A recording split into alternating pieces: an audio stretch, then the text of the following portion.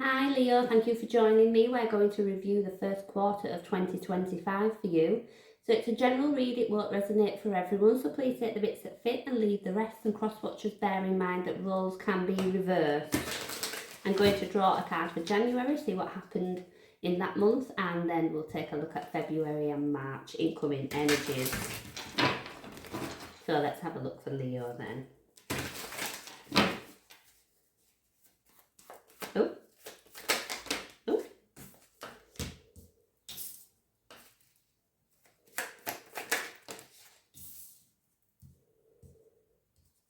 So, possibly some form of transformation took place in January. We won't speculate too much, we'll wait for the clarification. February, I feel like you've got a lot to think about. There might be a decision you need to make, there might be some soul searching to do. There's a lot. You know, we're doing a lot of work internally or in solitude throughout February. March, I've got a little bit of conflict going on there, but we'll see. The overall energy for the reading is the Ace of Swords. So this could be a breakthrough moment. It could be that sense of clarity, or also a very grown up and adult conversation. Maybe it's clearing the air with somebody. But let's go in and take a look. Let's look at the Death card. Moon, the Magician, Judgment. Just going to move on a little bit.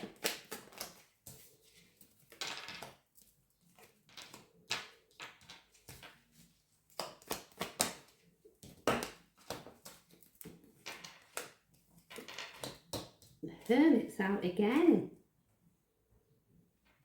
Okay, January then. The Moon, the Magician, Judgment.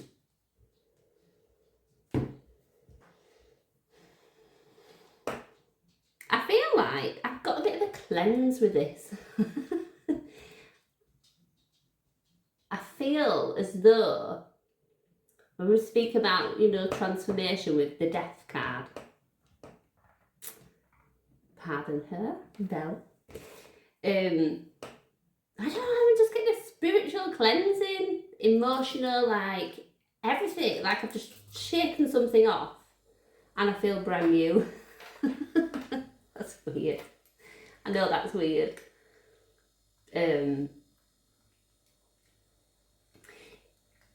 It's like you've just let go of something that was either painful or difficult to manage or felt like a burden, but this feels more emotionally. It's not something, in the physical world as such.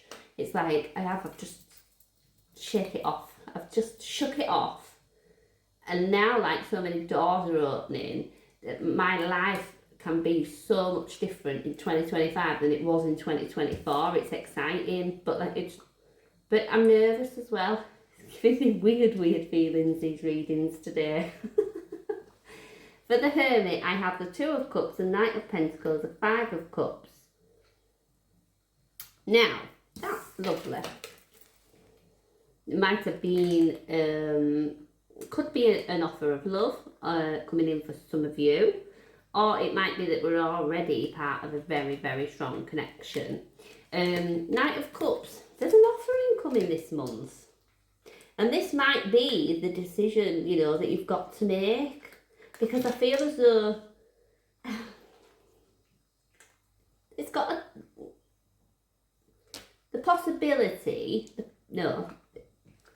things have got, gosh, why can't I even speak? The potential to get a little bit complicated throughout the month of February. Now, that's not necessarily feeling like a bad thing. So it might be that, you're in a relationship and hey, let's move to the next level, and maybe you're not ready for that. Or you don't know if you're ready for that. I don't know. But this, whatever this is, you are going to take your time to think about it. What I can tell you from the cards is that I feel this offer comes with 100% dedication and commitment.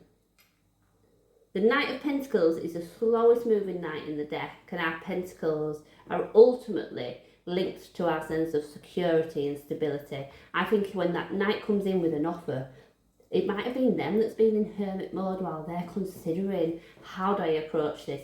How do I pitch this? You know, what they've taken time to know that that's what they want to offer up. This is where they're at. Are you on the same page with them? I'm just going to get one more for this Five of Cups, because I'm not sure if this is a fear of losing something that's good, or representative of a past loss. Why is the Five of Cups here? Ten of Pentacles, Queen of Wands, one more please. Oh, Knight of Cups. Oh,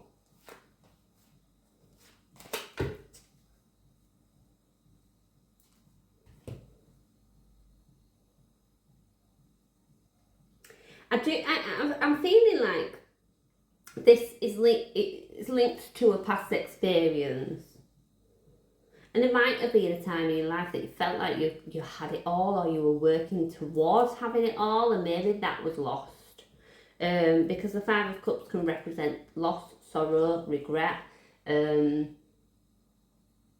I think that it's very natural that would frighten us moving forward, particularly towards commitment in the future. But I kind of feel from this, like, if there's the potential to get your Ten of Pentacles, I mean, you'd only need to look at the picture. We've got the pet, we've got the children, we've got the it's just the whole family unit. This is what most of us are building towards. Not necessarily family and children, but your Ten of Pentacles, that's what we're all working towards. Now, for you, that might mean getting to the top of your game when it comes to your career and being able to enjoy the finer things in life.